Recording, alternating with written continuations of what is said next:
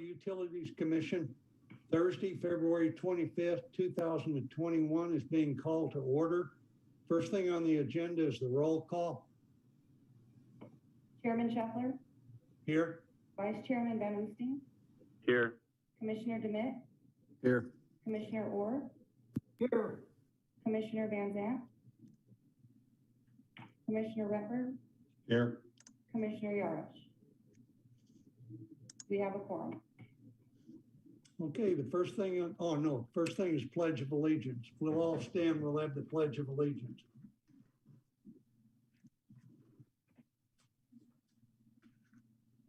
I pledge allegiance to the flag of the United States of America and to the republic for which it stands, one nation, under God, indivisible, with liberty and justice for all.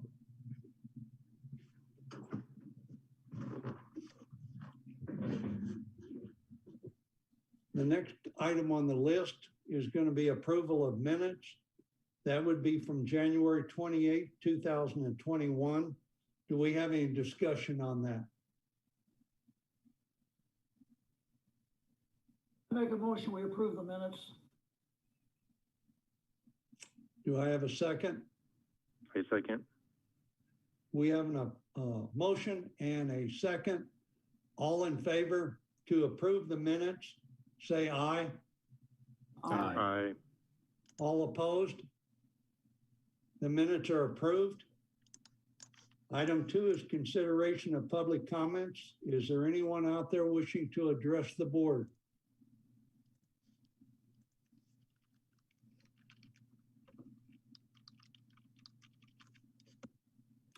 It doesn't appear that there is.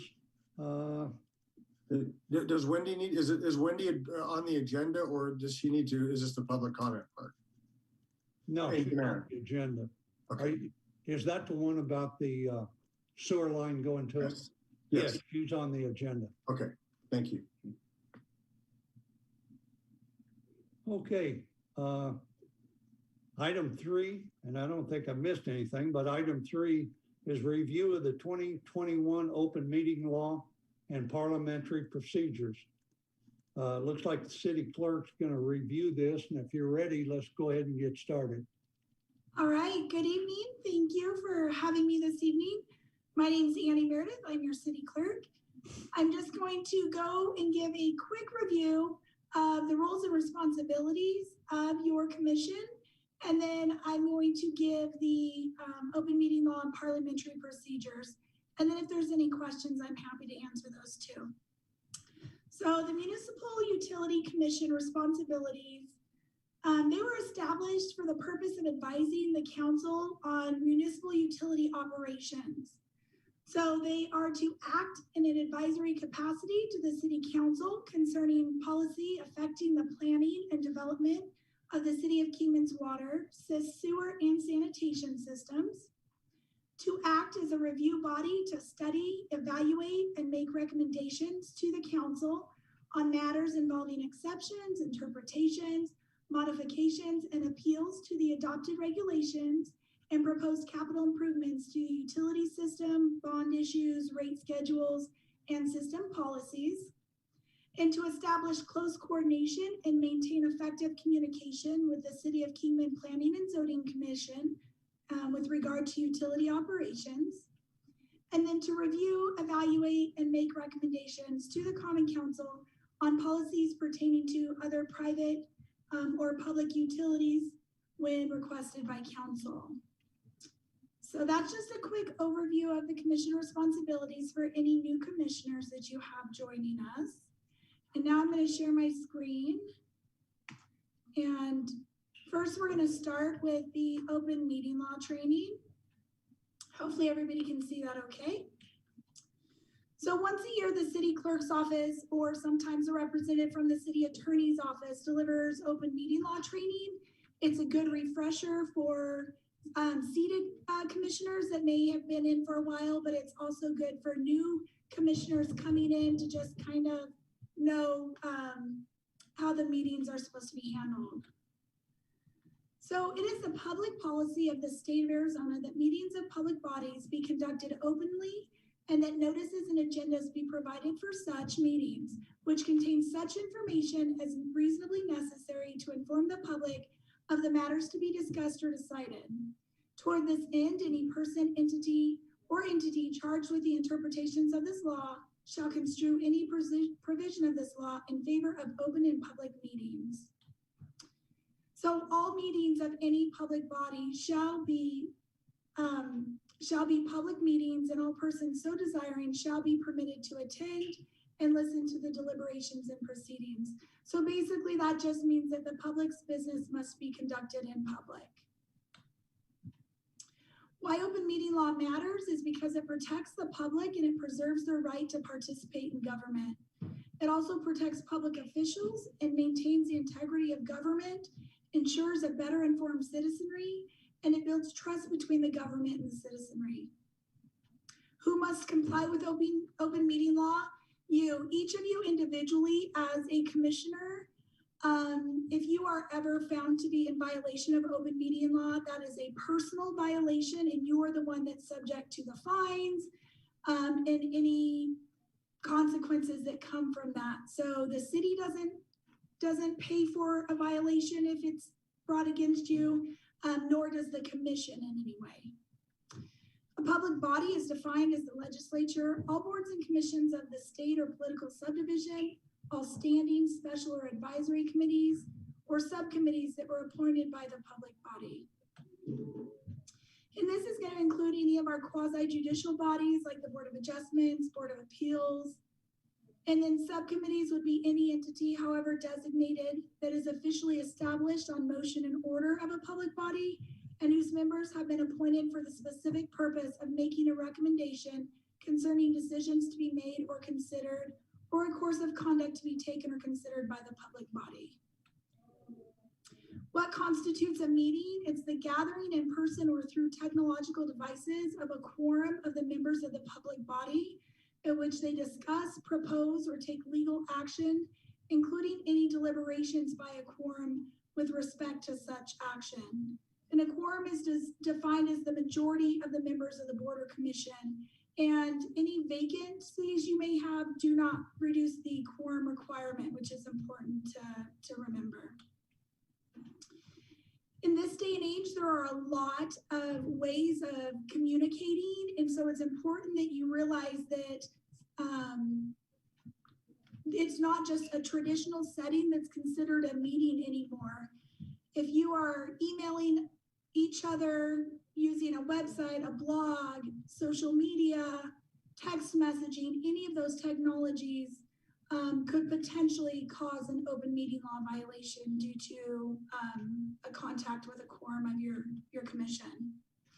So really elected officials and those of you that are serving in a voluntary appointed role should refrain from sending emails or electronic communications to a quorum of the members of the public body in order to avoid serial meetings. You don't want to propose any legal action to any members electronically. And then refrain from using electronic communications to discuss with members anything you think is going to come back to your commission for action. Splintering a quorum. This I think happens and people don't realize it's happening, but whenever two of you are discussing something and then you go to talk to maybe two other people, you have now splintered the quorum whenever it's any business that needs to be discussed in front of the commission. No meeting can take place within less than 24 hours of notification. So we post all of our meeting agendas a minimum of 24 hours in advance. They're posted on our city website, at our city complex, and at our city engineering building. Our agendas have to be pretty specific. You have to notice the date, time, and location of the meeting. Doing hybrid meetings or virtual meetings, that has to also be noted on the agenda. We have to list any specific matters that are going to be discussed, considered, or decided at the meeting. And then we have to give a summary that gives enough information for the public to be able to understand what it is you're going to be talking about. And then other matters must in some reasonable manner be related to an item specifically listed on the agenda. So if you get to a point in the conversation where it's probably stretching outside of the scope of the item that was posted, you really want to refrain from having extra conversation on those. Only items listed on the agenda can be discussed, considered, or decided. If it's not on the agenda, don't talk about it. If there is something that's not listed on the agenda and it's brought up during a meeting, it's best if you defer it to staff, ask it to be brought back at another time, because if you take action on something that was not listed, then the action is null and void and you've violated open meeting law. Call to the public. An open call to the public is an agenda item that allows the public to address the public body on topics of concern. It is not required by state statute, so commissions and councils do not have to allow for a call to the public. And then if you are going to allow it, you can impose a reasonable time limit on it. The City of Kingman Council, we do a 3-minute time limit for any speakers that are addressing council during call to the public. And as a public body, you have 4 options during call to the public.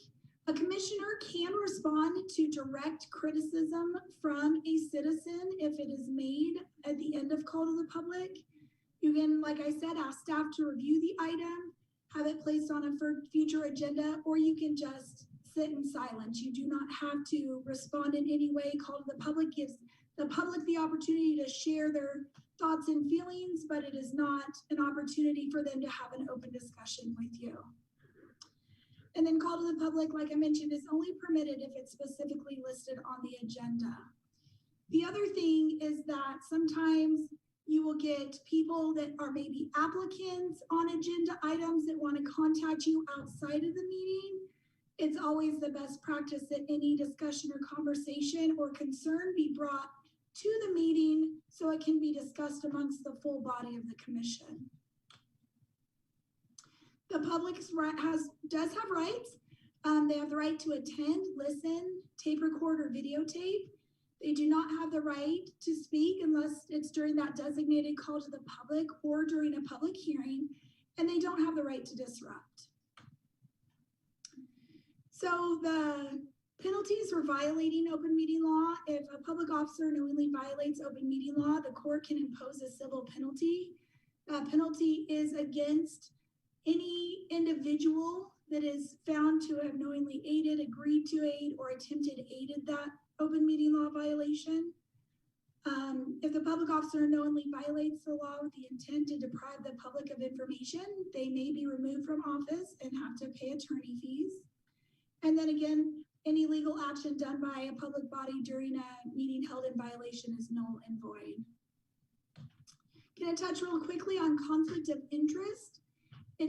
We are a small community and we do come across this from time to time with our council and our commissions. And it is illegal to fail to declare a conflict of interest under Arizona law or to participate or otherwise be involved in discussion on issues or contract where such a conflict exists. This covers all public officers and employees of incorporated cities and towns. This also applies to private interests of public officials or employees' relatives. So it's a good idea to find out ahead of time by reviewing your agenda, any conflicts that you have. In general, a conflict of interest just results when an officer or employee of a city or town or a relative of an officer or employee is involved in a substantial ownership or salaried employment with a private corporation that's doing business with the city. And a public officer or employee may sell equipment, materials, supplies, or services, but it does require public competitive bidding. Remote interests may be so minor they do not constitute illegal conflicts of interest. If you only have a remote interest in a matter, then you can vote and participate in the discussion.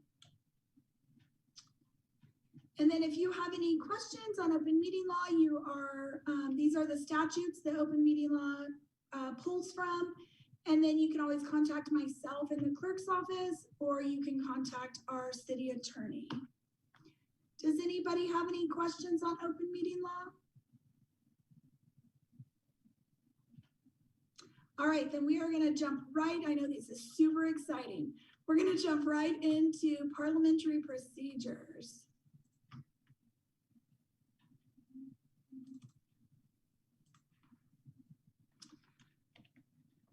All right, so what is parliamentary procedure? It's really a set of rules for conduct at meetings that allows everyone to be heard and to make decisions without confusion. And it's important because it's a time-tested method of conducting business at meetings and public gatherings. It can be adapted to fit the needs of any organization. And it's important that everybody knows the basic rules. So your typical meeting order, and this is how our meetings are ordered. You have call to order, roll call, pledge of allegiance, approval of minutes, any awards or recognition, call to the public, old business, new business, reports, and then announcements and adjournment.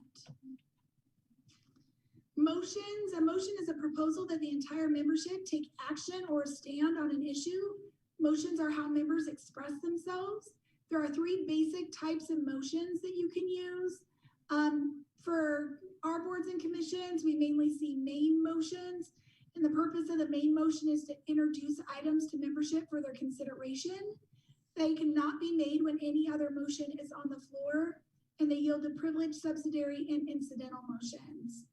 A subsidiary motion, their purpose is to change or affect how a main motion is handled and is voted on before a main motion.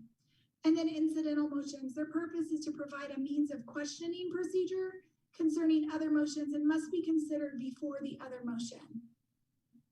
So the life of a motion, somebody makes a motion, you get a second to the motion, you have your discussion, and then you vote. How a motion is presented. For a commissioner to obtain the floor, they should wait until the last speaker is finished. They should address the chairman directly and wait until they're recognized. They make their motion. You want to speak in a clear and concise manner. Always stated affirmatively. I move that we adopt such and such. I move that we approve such and such.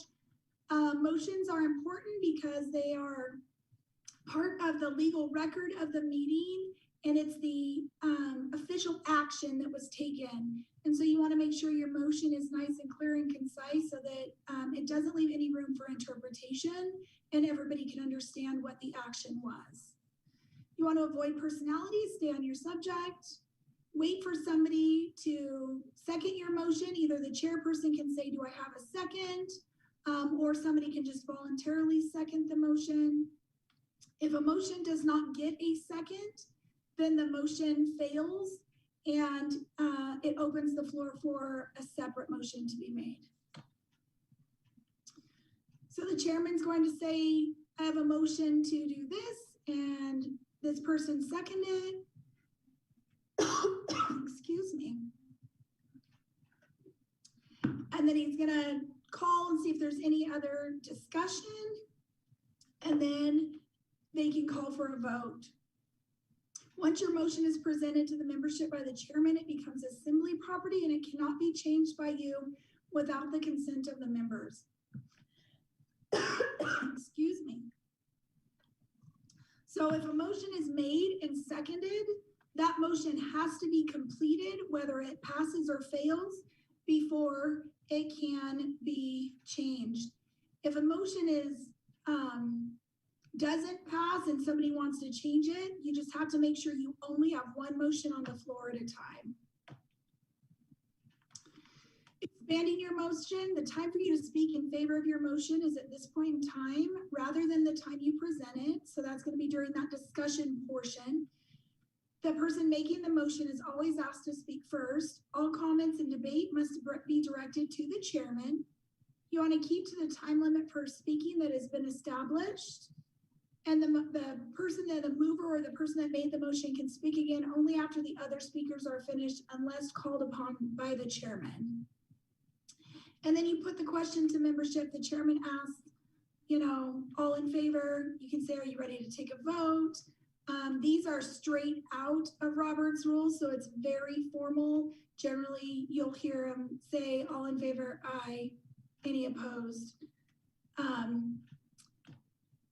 And then the chairman can ask for it to be done by voice. So aye and nay, they can ask for a roll call vote. You sometimes see that when there's been a little bit of uncertainty in the vote, and you really want to make sure that you have your yeses and your nos. And then there's a method by division for people to stand or raise their hands. There are two other motions that are commonly used that relate to voting. A motion to table. This can often be used in an attempt to kill a motion, but it is present to take it from the table for reconsideration by the membership. Sometimes if commissions want additional information or they need staff to do a little bit more research, they'll motion to table it and then bring it back for further discussion and a vote.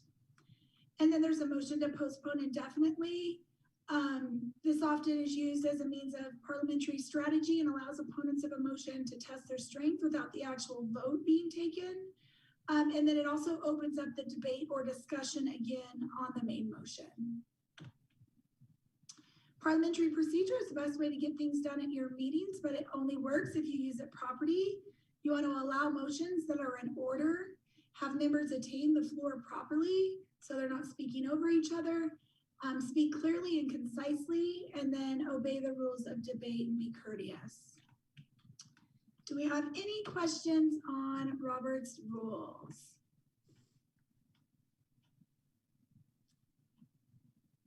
All right, I am seeing none. Thank you so much for letting me join this evening and have a wonderful night. All right, thank you very much for that report. We're gonna move now to new business. We're gonna be specifically on 4A, recommendation for request for sewer variance for 3231 East Potter Avenue. Greg, do you have information on this?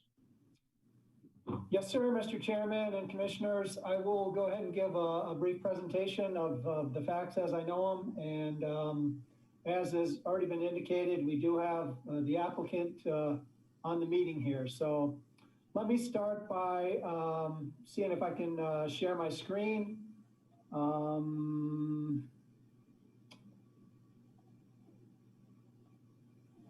I basically just want to put the overhead up there, and I'll do all my talking points around that. But to start with, this is a request for a sewer variance. It comes from Wendy Weaver of Angel Manor, which is an existing drug addiction treatment center.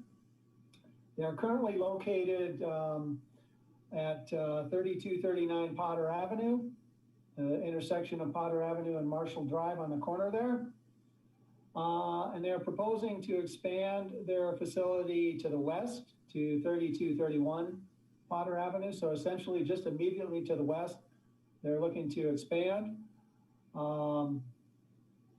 Almost 6 months ago now, back in August of 2020, I guess that is 6 months ago, the plumber, J&J Plumbing, came to the city and asked about sewer availability to the property. The subject property again is 3231, which is parcel 324-19-276. And they requested us to fill out the sewer availability sheet, which our staff did. It was determined at that time that sewer was within 500 feet. And again, the 500 feet is the current rule in the city utility regulations for anytime there is a development and or a redevelopment of a property, the 500-foot rule applies to extending sewer. At that time, it was determined to be about 460 feet away. And our staff did fill out the sewer availability sheet. Again, to J&J Plumbing, you do have a copy of this in your packet. And then sometime after that August sewer availability sheet was filled out and completed, actually 4 months after, in December of 2020, a septic permit was issued from Mojave County and installed at the subject site at that time back in December. And then the applicant approached the city sometime soon after that, requesting a new water meter connection, and was advised that based on our previous sewer availability sheet, that sewer was available and that sewer extension should have been required as per the Kingman utility regulations. Again, the applicant is Wendy Weaver. The facility is Angel Manor. There was obviously some sort of disconnect there, I believe I would say on the plumber's part, because they received the initial sewer availability sheet, and then 4 months later, they went to Mojave County Development Services and apparently applied for and obtained a permit to install the septic tank, which has in fact been installed, and it's my understanding that that is in the ground. So that kind of, when the applicant came to us, it left us in a position to say, so, you know, we're sorry, unfortunately, our regulations would require the extension, and therefore we're not able to issue the meter until either the sewer variance is done or the extension is made. And so that's the reason we're here tonight on this application. And the applicant, of course, is requesting that the sewer not be extended because, in fact, the septic tank has already been installed and permitted. And again, our staff recommendation is that the sewer extension should be, requirements should be upheld, because that is our council's policy on extending sewers within our city water service boundary. And this site does happen to be in the county, but it is still within the city of Kingman water service boundary. Believe you have copies of all the relevant attachments in the packet there, and that's essentially my presentation on the subject. Mr. Chairman, I'm not sure if you have questions of me at this point, or if you want to hear from the applicant at your discretion. If I could just ask one quick question here. The approval to put that septic tank in no way come from the city. It was just basically bad communication between the city, the county, and the owner. Is that correct? Well, I would categorize it as I've not had personal discussions with the owner, but I think our staff at the city did everything they were required to do to enforce the current policy. The sewer availability, again, was issued to J&J Plumbing, and then 4 months later, they turned around and applied for a septic permit. So I don't know where the miscommunication was, but I don't believe it was on the part of the city, and I don't know if it was on the part of the owner. To me, it looked like it was on the part of the plumber. But wasn't the plumber actually issued a permit from the county to put the septic in? They were in fact issued a permit. Yeah, there's a copy of that permit is in the attachments to the packet. I'm happy to pull that up on screen if need be. That's okay. So this is Pastor Bob. I'm here with Wendy.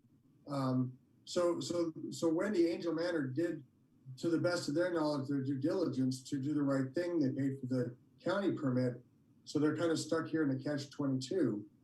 And they're a nonprofit organization. And there are no other houses on that side of Marshall that are connected to the sewer. And one thing that I was told years ago when we looked into connecting to the sewer is that the elevation that the sewer comes out of the homes, the actual stick-built homes on the other side of Marshall, is not conducive to running down to Angel Manor. We were told that years ago. So I would have to actually be paying to fix the elevation of the existing sewer in the other neighborhood. All of my houses are on septic.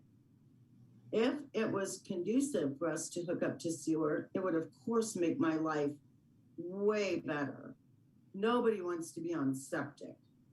However, I was told by J&J Plumbing that there's a line in here in this thing from you guys that says R18-9 A309A5B. And I, of course, didn't know anything about what that meant, but they said that it means if attaching to the existing sewer costs more than, I think she said double, it may have been more than that, then putting in septic, that makes, this is a state, I guess it's a state regulation, and that would mean that I was not required to connect, because it was $5,000 for a septic, and it's $28,000 to hook up to sewer, and we live on donations.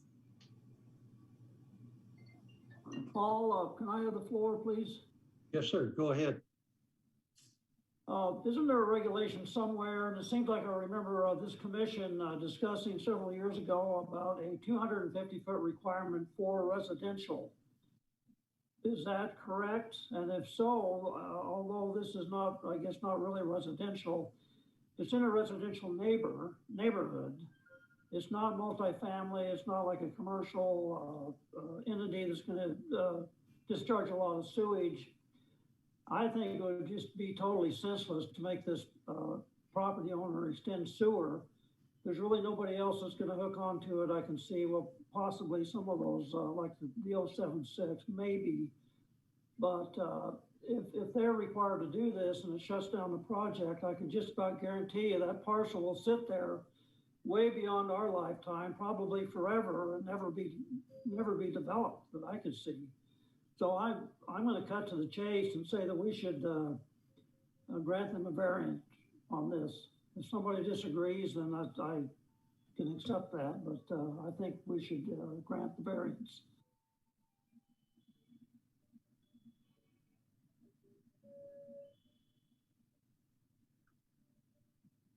Do we have any more information on this? In other words, would somebody else like to speak? Mr. Chairman, if I may, just to speak to some of the items that have been brought up.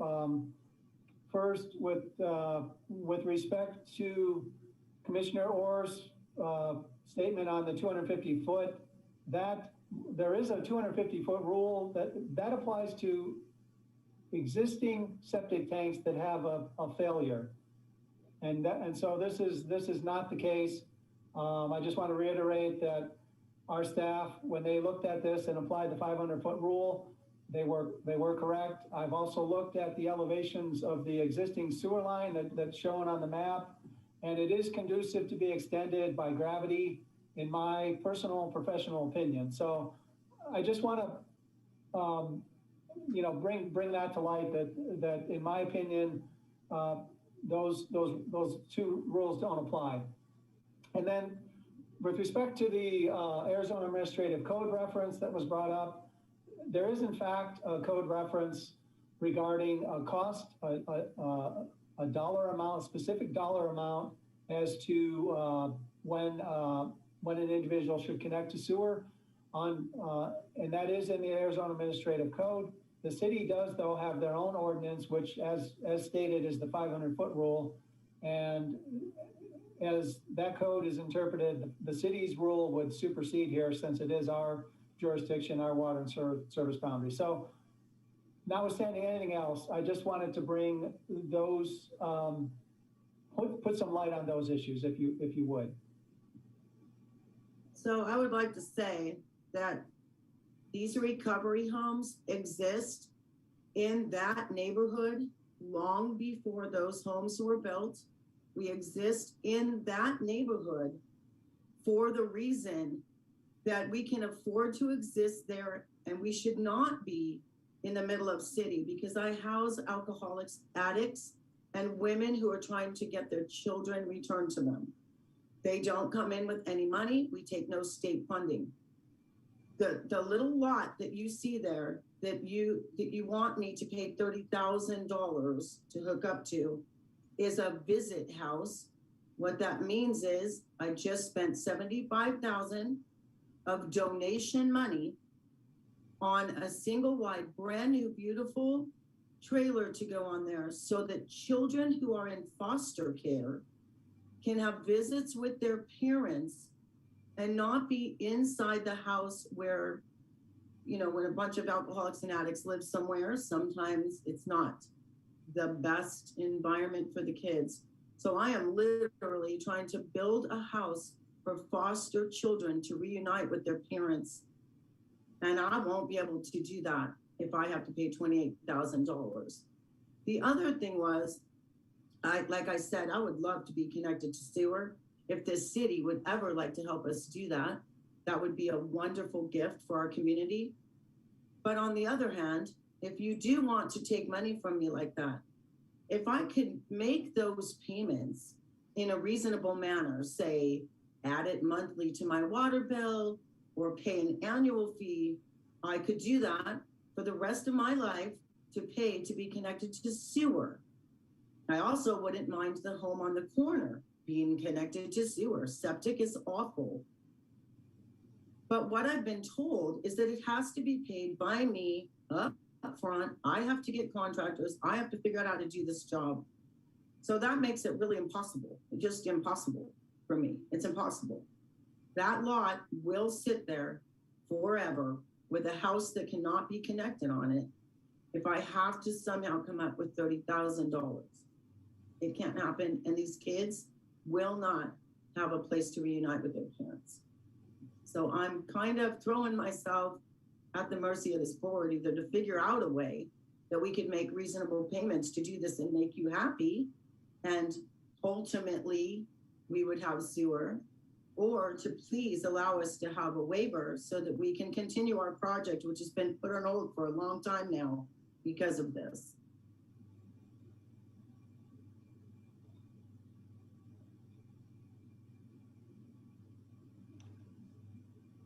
I'd like to bring up one other thing where we had a discussion earlier about failed septic tanks. The sewer line, quite frankly, if we don't put it in and they have septic tank failures down the road, across the street, over in the side, and they have to bear the cost of the sewer, that's what the law was actually put into effect for. However, going back to what was stated a little bit earlier, we approved so much money for failed septic tanks. And if it would help this situation and be able to put the sewer in, I'm thinking it might be possible at the next meeting for the board to take up being able to modify the money that we had for that.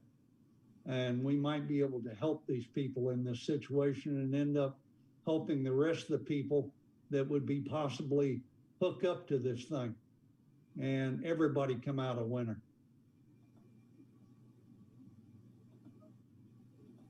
Paul, I'm going to say the only problem with that is that would take another meeting, another agenda, debate, probably have to be approved by the city council. There'd be probably months delay.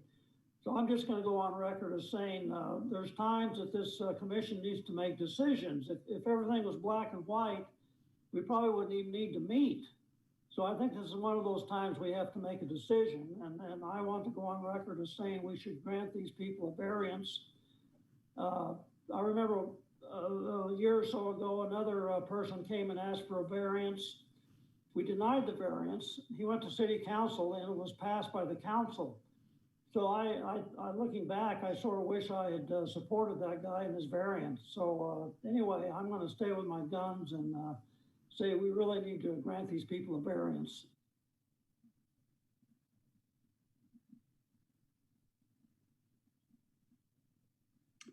Do we have any further comments on this?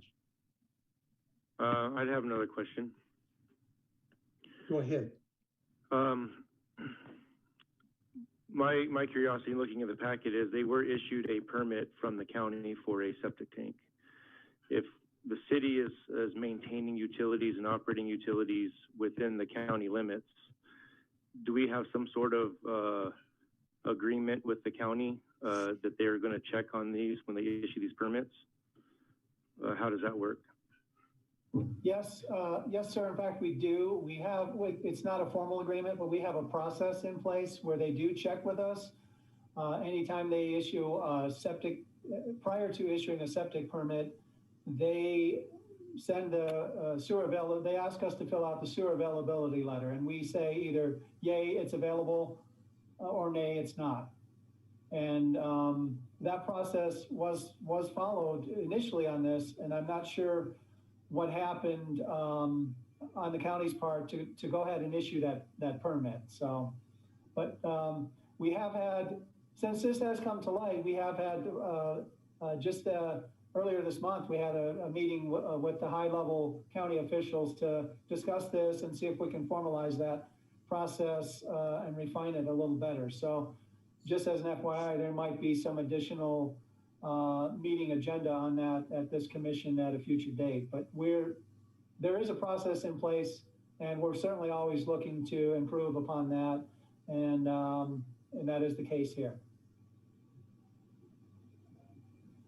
Follow-up question on that. The septic that was installed on this lot was post-septic application approval, meaning they put the septic in after they got the approval from the county to put it in? I would hope so, yes. I see a head shaking over there, so I think that is the case. In this instance, after hearing that information, I would have to side with Angel Manor on this. I mean, she hired a licensed contractor plumber, and they went through the steps, and somehow this fell through the cracks, and they were issued this permit. And so in their eyes, they were allowed to do this. I'm not sure what we have to do on our end with the city and the county to tighten that up so this doesn't happen again. But in that instance, I would also agree or favor allowing them to stay with their sewer, allowing the variance.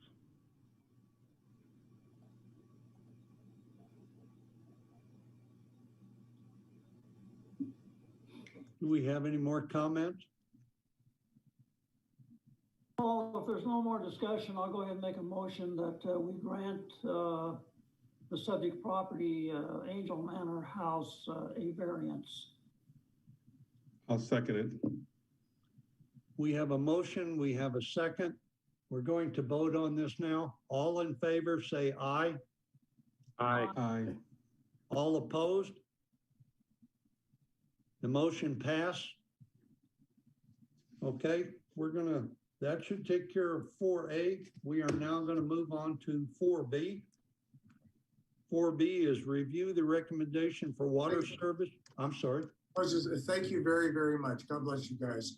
We're going to exit the meeting now. I don't know if that was another part of mine. Is this still part of yours? Are we done with? No, you're done. You're done. Okay, thank you very much. God bless you. Do we need to go to the city council meeting? That is the next step. Yes. Yes, ma'am. I'll have our staff get in touch. This will be scheduled for March 16th. So I have a whole nother month. Yeah, well, yeah, a little bit less. So the 16th of March, and I'm not sure whether that would be a Zoom or in person or a combination, probably a combination thereof, but we'll let you know. Okay, thank you. Thank you very much. Thank you. Okay, we're going to go back to 4B, the water service for an unsubdivided parcel 330-20-011. Nick Main is submitted a request for water service. Greg, can you catch us up on this one? Yes, sir. I can certainly try. I think some of you were on the commission. It's last year now. There was an item reviewed, and I'll just go through. I'm going to share my screen again. So I like maps when I'm talking. So I'm going to go ahead and share the screen here. And I'm sorry, 1 second.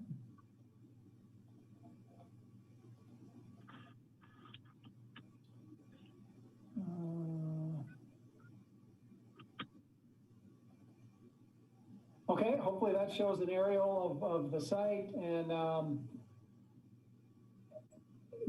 here's the information. This is a large property. It's 197 acres, more or less. and it's located the west side of Stockton Hill on the north part of Kingman. It's located off Camelback Boulevard as well as Jagerson Avenue. I'm gonna see if I can scroll down here now on my screen. Oh. Here's a little zoomed in map of the site, basically showing, it shows the contours of the property. It's a hilly area. It's part of the lower part of the Surbat Mountains. There's the Camelback water tank is located just north of this site. And the house that Mr. Main intends to build is located not quite due south, but a little bit southwest of where the city's water tank is. One issue is the location of the house is about the same elevation as the bottom of the tank. So there's no water pressure from that tank to serve this house. The city is required under our utility regulations to provide a static water pressure of 40 pounds per square inch at the meter and 20 pounds per square inch under all flows, including fire flows. So that's just the first challenge. There's some other challenges with developing this property. Again, it's hilly, so the Hillside Ordinance comes into play. What we call Ordinance 18, number 13, the requirement for street improvements comes into play. Both Camelback Boulevard and Jagerson Avenue, as they approach the property, they're unimproved and unmaintained, and so that ordinance would typically require street improvements to be made. There's concern with public safety access to the site. There's concern with providing the proper pressures and either at this point, I believe it's our fire department, and they're on the line in case we need to confirm, but they have indicated that fire sprinkler system, that would, it'd be acceptable to design one and allow a house have a fire sprinkler system. There's no hydrants within, I guess the closest hydrant will be back at Camelback Boulevard and Christie Drive or Shane Drive and Jagerson Avenue. So well over a quarter mile away, and our typical requirement is to have hydrants within 500 or at most 600 feet of a structure. So there's a whole list of conditions that I have provided on the write-up on this. Back last year in July, the Utility Commission did review this and did make a recommendation to council for water service approval, subject to a list of conditions. I have included that write-up from July 25 in your packet. I've included the minutes from the July 25 Utility Commission meeting in your packet. After the commission meeting in July of 20, it went to council on August 6th. And there was, after a lengthy discussion, the council decided to table it. After Mr. Main indicated he wanted to take a step back and review and possibly come up with a different plan. And so recently, I think it was in December, we did receive an application from Mr. Main. He did provide some additional information after that. There's I'll scroll down here. So the application was received in December. The indication is that the house would be fire sprinklered with the pressure boosted to whatever the required needs are as per the fire code. You have in your packet an email from Mr. Main. I won't read the entire email, but I believe the request is to allow that meter to come in on Jagerson Avenue and allow the property to have a Jagerson address. It's approximately 1,700 feet, according to Mr. Main's email, from the end of Jagerson Avenue to the location of where the house is going to be built. So again, having a well-maintained and acceptable public safety route from the end of Jagerson Avenue to the house is certainly a concern from the staff point. The pressures there at the end of Jagerson would have to be boosted. There'd have to be a booster station installed there. If it were to be installed there at Jagerson Avenue, it would likely be a private booster station to boost pressures to the house and to boost pressures to provide the demand and need of the fire sprinkler system. Mr. Main did provide a kind of a site plan as well, basically showing the route in from Jagerson, the location of the house. And again, I've attached all the previous communications to the Utility Commission and the council on this. And staff is good with we don't object to water service. We just, there's a lot of conditions that we have that we're looking at, and I can read those out. These will come off the cover of the write-up for the communication to the commission here tonight. But one would be design and installation of all water system improvements, including any required water extensions, in accordance with the utility regulations and the Arizona Administrative Code. At the time I wrote this, I just included installation of a fire hydrant or a sprinkler system as required by fire code and Kingman Fire Department. It is my understanding that a fire sprinkler system may be allowed without having to have the hydrant in. And then installation of either a public or private water booster station to provide the water system pressures required by the utility regulations. Again, if we're just talking one meter at the end of Jagerson and a private booster station, a booster pump at that point to boost pressures to the house for the domestic service and the sprinkler system. Another condition is constructing and maintaining a public safety access road as required by the Kingman Fire Code. Approval would be for just one single family home at this point. It's a large property. There has been some discussion of subdividing this in the future.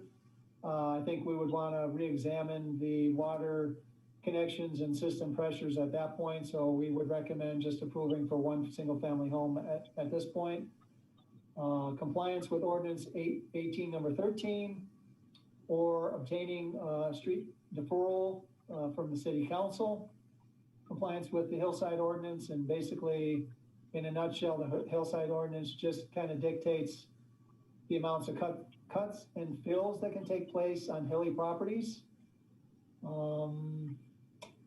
Compliance with the underground ordinance regarding underground utilities, and compliance with the master drainage plan. There is considerable amount of drainage in the area, and there's been some issues downstream from this site. So we just add that as a precaution that we want to see the existing patterns maintained.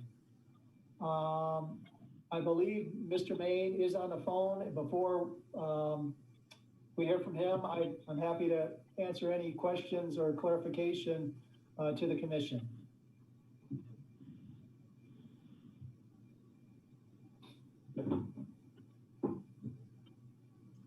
If Mr. Mains is on the phone, I would like very much to hear from him. I'd like to hear what he thinks about the requirements for the permit for this, and if he plans on complying with everything. Mr. Mains, are you there?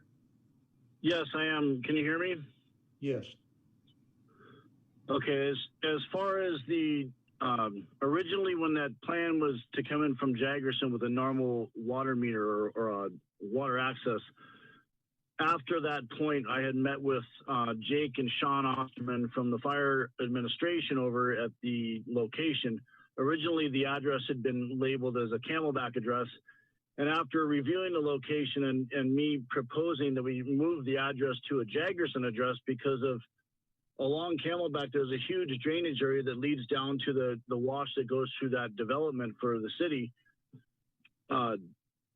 I specify that I believe that the access for emergency vehicles would be better off Jagerson because it's already established and it would take little to maintain it. And so they agreed as far as the address change. And we also looked at the water access, at least for the meter for the regular water service. I'm not against coming across Camelback and coming straight over, but I would still have to booster the pressure for the house and have probably additional backup water for the fire height or the fire sprinkler system for one residence. So everything else has stayed the same, but I will have to give Greg a new plan on where I would come across from the normal 16-inch main line. It comes down Camelback with just a normal water service at the edge of my property line. I am aware that I'm going to do street improvements on that 300 something feet off of Jaggerson up to my gate, and that I would maintain the rest of the area for my private drive up to the house. After speaking with Jake about different requirements and making sure that I adhere to their rules as far as the firefighting for the fire sprinklers, I have additionally suggested having more backup water because of the fact that I won't be tied into any hydrant or tank. I had actually suggested, originally they had specified like a 30,000 gallon capacity. So I was willing to do that, but Jake said that we will work together to find out what is required and then maybe go a little bit over and above that. So everything else that was on Greg's original conditions, I will adhere to. The only thing that I was going to ask for a deferment on was the Camelback street improvements is about 15 to 1,600 feet along Camelback. It's never been my intention to subdivide or develop that side, especially not the first, that's an 82-foot right-of-way for Camelback that ends right by the water tank, but the lot lines go back to the corner there of that section, and eventually Camelback is going to want to go all the way up, and the city's going to want me to give them 42 feet for that right-of-way. So that's right at the edge of that drainage easement. So that's my intention, is that I would never be coming in from that side, at least not while I'm alive. So that's the reason for the change in wanting to just go with the fire sprinkler system for right now and defer the street improvements, because if something happens at a later date, there's way too many things that are going to go on up through that road with the parcels that are across the street. There's 77 acres, and then there's a couple other parcels. When all that's developed, there's going to be so many things going on there. It's hard to anticipate doing one water line extension or one booster pump, aside from the costs that I included just to make those costs for one single resident. It's not feasible with my finances. And if that's what I had to do, I never would have bought the property. So I am aware of all the other conditions, like the Hillside Ordinance, and those I was all fine with that. I knew about it. I was just going to be asking for the street deferment for Camelback.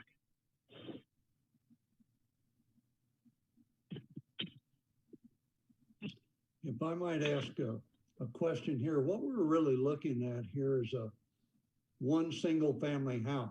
I don't think we need to digress into the fact that it may be broken up into a subdivision later. The scope of what we're looking at right here is one house. Correct.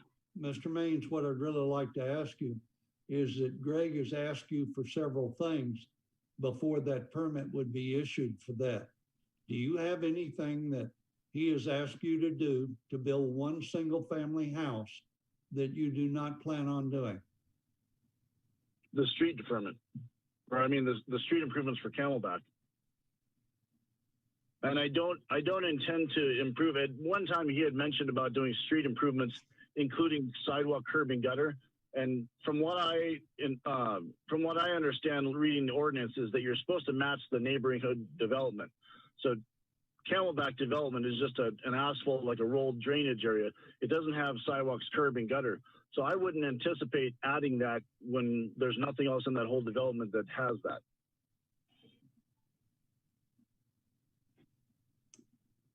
Greg, can you comment on that?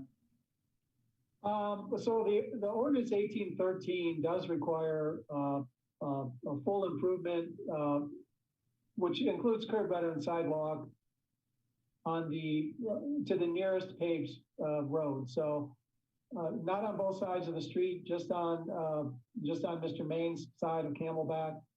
And we've spoken, Mr. Maine and I have spoken. I've provided him, there's a form to complete in order to request a deferral to the city council.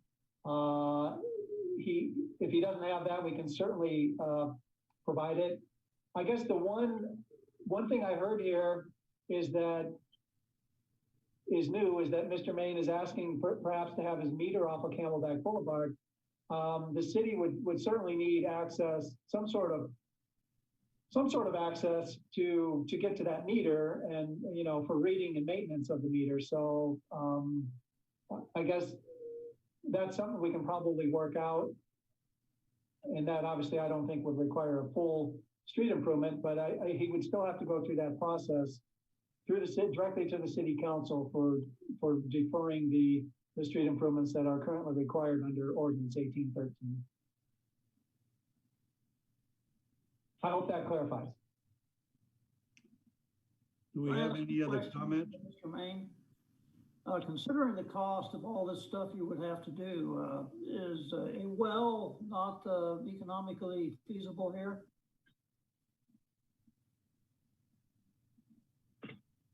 Are you referring to the things that I would have to do as far as coming in from Jagerson, what I'm proposing? Yes. Yeah, wouldn't the well be less headaches and less expense? It actually would, Toby, and I'm glad you bring that up. So when I did the research on this property and called the city and planning and zoning and did all my homework, I was anticipating drilling a well. If you look at the back of Camelback, there were some roads that were cut in previously. I had it water doused, and supposedly I'm going to get 67 gallons a minute. But when I made plans to drill the well and run my own gravity feed tank to my own pressure and rely on my own property, the city told me that I had to have water service and that I was going to have to boost the pressure, and all of this other stuff started. I was prepared to put in a 45,000 gallon water tank or a 30,000 gallon water tank and have the gravity feed pressure that the city has with their designs and have that on this property, because it's ideally the topographical measurements of it would be about 100 to 150 feet higher in elevation. So the well site that's back where Camelback hits the back of my property was going to be kind of around the corner of the mountains and not really visible, but it would offer the correct PSI double that the fire department would need. So I would have rather done that, but I think temporarily right now with the requirements from the city that I'm going to need to just run a regular water service and maybe have some additional water backup. But that would be a nice plan to put my own water tank in and a well. The city put that water tank up there, but they probably could have run it back to the back of the city limits, because that other 77-acre parcel across the street won't have any gravity feed pressure to draw off of that well. So it's kind of stopped a little bit short from helping both sides out. But plans have changed since I had the idea of the well and the tank because of the city requirements. So I've shifted my efforts to doing what it'll take to just get one house built. So that would be a good long range plan, but I was told that was not feasible, that I had to have water service.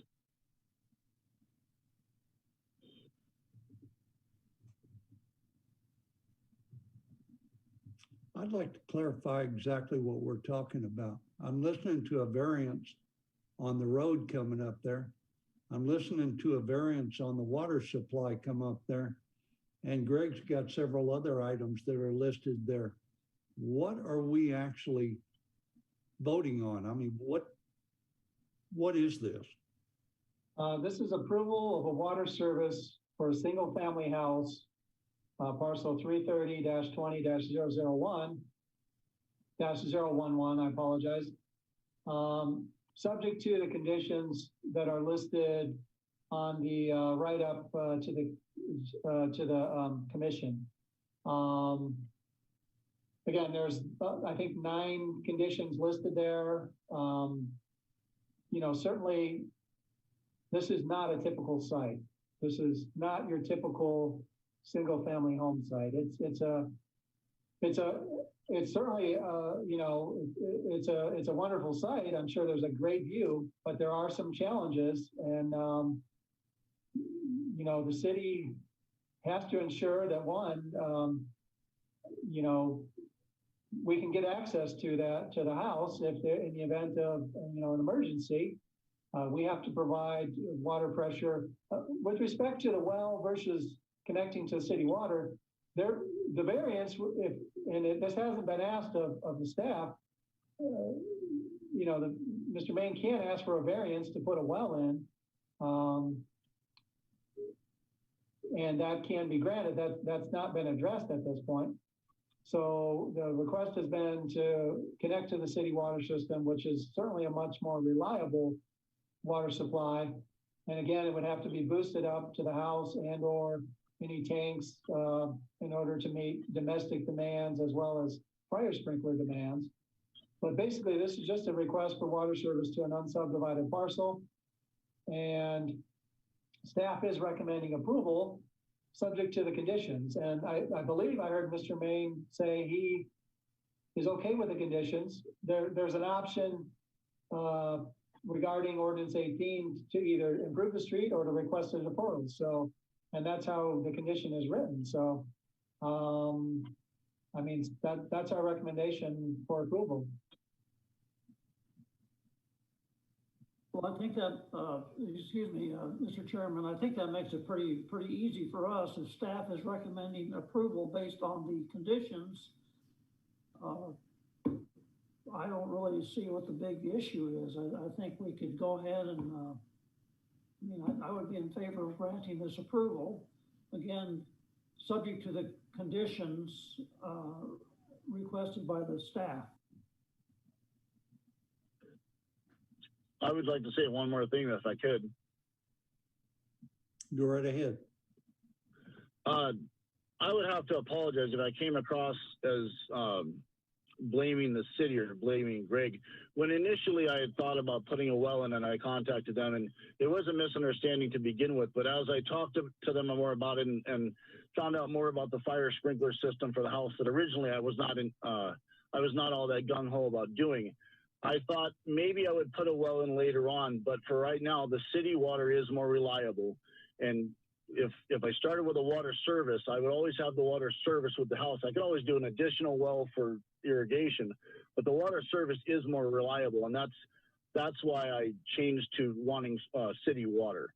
So just to be clear, I would want to come up with a normal water service. And Greg mentioned about having access.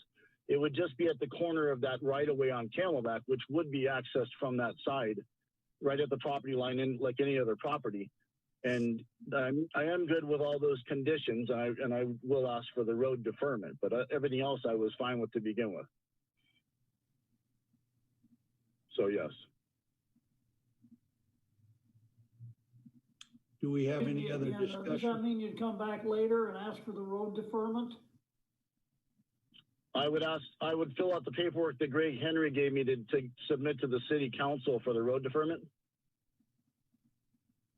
Mr. Chairman and Commissioners, the city has a traffic safety committee that reviews those road deferments, and they go to the traffic safety committee and then ultimately to the city council.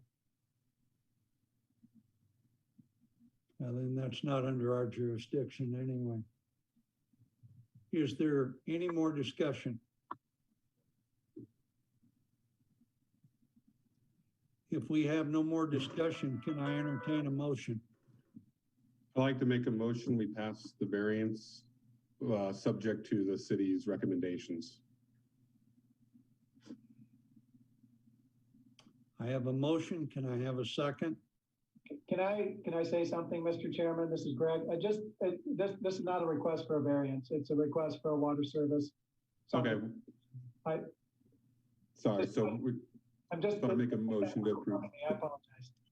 Okay, so I make a motion to approve the water service subject to the city's recommendations that we have before us and their blessing.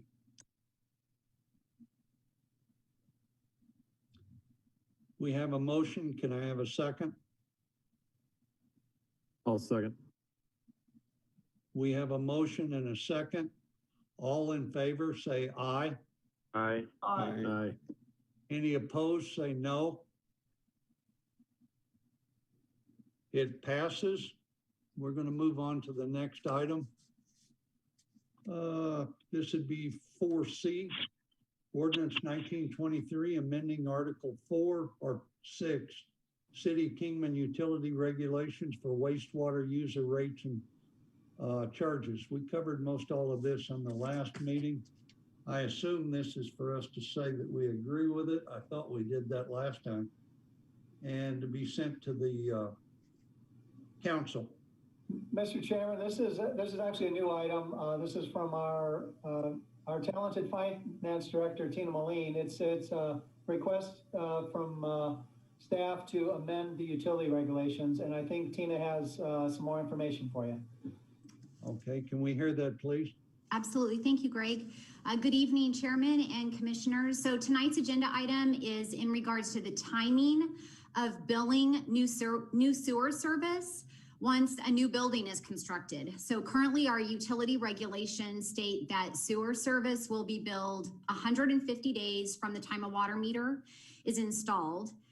In the event that a final plumbing inspection doesn't take place before that 150-day period, our utility billing team works with builders upon their request, and we extend that date out, the date that the sewer service will be billed. And we also adjust any bills that have incurred the sewer service charges before that final plumbing inspection was completed. But therein lies the reason for tonight's agenda item. This process is inefficient and time consuming, and that's not just for the utility billing team, it's also for the builders. So let me just give a quick example of what happens. So at 140 days, a builder contacts the utility billing team to request an extension of 10 days because they know that at day 160 is when their final plumbing inspection will take place. So we go ahead and extend that sewer service date. So we also bill for sewer at day 160. Well, the builder gets the bill and says that doggone it, my final inspection didn't take place until day 165. And so then the builder will reach out and request us to make an adjustment on their bill, and we do that. And so the time that it takes for the utility billing team to address these types of requests seems like it should be minimal, but it isn't. Over the past few months, our team has spent about 12 to 15 hours per month on these requests. And it's because there are a lot of different notes and screens and calculations that have to be made, and there's two people that are involved in this. Additionally, the builder, it has to take time for them too, because they monitor their final plumbing inspections, they've got to research the bills that they receive, and so there's a lot of time that's spent on that. And so since COs are issued after a final plumbing inspection is completed and almost immediately thereafter, staff is requesting that for city-issued building permits that require a new sewer service, that the sewer service charges be billed once a CO is issued instead of 150 days after a water meter is installed. We can easily monitor those final permits, those finaled permits through our internal reporting. That does bode the question as to what we would do with county-issued building permits. We are unable to obtain a report from the county. We've actually tried and have gotten no response. And so for new sewer service for county issued building permits, we would request that it remain at 150 days from the time a water meter is installed, and that we continue to offer extensions and make adjustments as the builders need so. We think that this will ultimately help the time that it takes. It'll be more efficient, and it also gives a more definite date for everyone to follow. And so staff is requesting that Ordinance 1923 be recommended for approval to the City Council for recommendation or for approval by them. Thank you for that report. I'm thinking back just a little bit when Mr. Angle first brought this before the board, but a little over a year or so ago. I personally think this is a great way to do the paperwork on all of this. There's really no mistakes here whenever this happens. I'd like to hear from the other members and see what you guys think about it.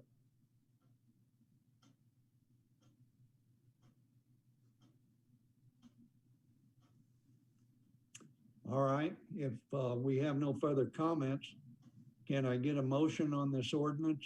And I believe what we're asking for, Tina, is that we're going to be sending this to city council with our approval. Is that correct? That is correct.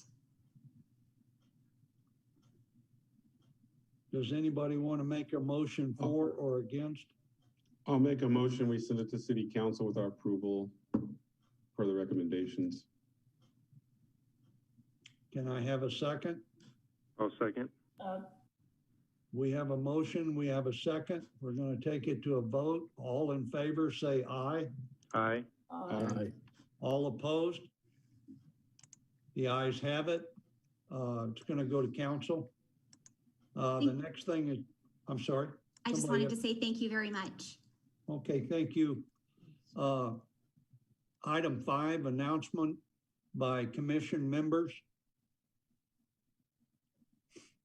I would like to request some information on clarification. This hasn't happened yet, but it's before city council where they're discussing impact fees.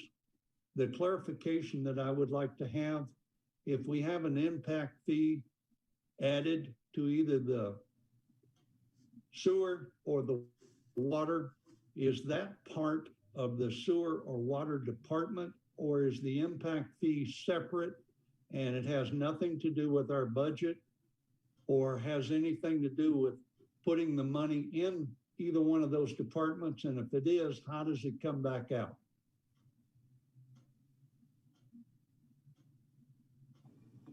Paul? Mr. Chairman, we'll certainly be happy to schedule a discussion on that at our next utility commission meeting. Thank you. I realized that that wasn't on the agenda, but I'd like, and again, the city council hasn't done anything yet anyway. It was just a clarification if they did do something, what it does to our budgets. Does anybody else have anything they'd like to say or add to the meeting? I know this isn't on the formal meeting agenda because it came up with our first issue. Greg, how do we approach that issue that came up and that the other commissioner, Austin, asked about to prevent the county from putting us in a situation like this again on something that they did with issuing a permit for sewer? How does there a better way? Is it us to do it, or where does it fall to have a better communication with that between the county and the city? So I don't want to get into a discussion here because it's not something that is on the agenda, but we can certainly bring it back to the next commission meeting, or I can even email you kind of what our policy is, directly and go from there. But if you'd like it as an agenda item, we can certainly bring it back to the next meeting. I know we're not supposed to have kind of back and forth discussions on these announcement. Right, so we can do it at next meeting or just something internally to have done where we can do a quick discussion on it at the next meeting, or just bring it up so it's kind of avoids headaches like this in the future. Yeah.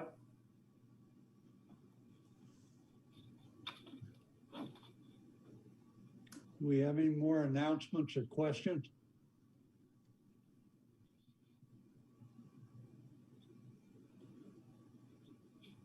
All right, can I have a motion for adjournment? I'll make a motion, we adjourn this meeting. Can I have a second? I'll second.